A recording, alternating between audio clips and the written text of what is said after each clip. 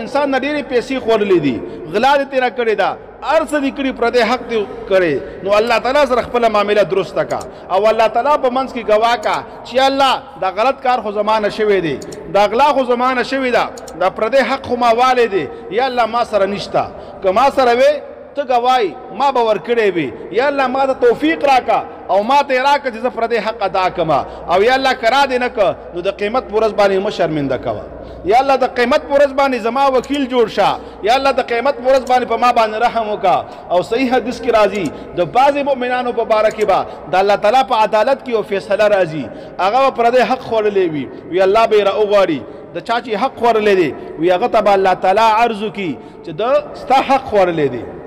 او سزا خو دا ده ځکه دا د عدل نظام دی، د عدل ورځ ده، د انصاف ورځ ده چې دې په سبب باندې دا جهنم ته لاړ شي. خو که ته چېرته غواړې د هغې په بدله کې به تا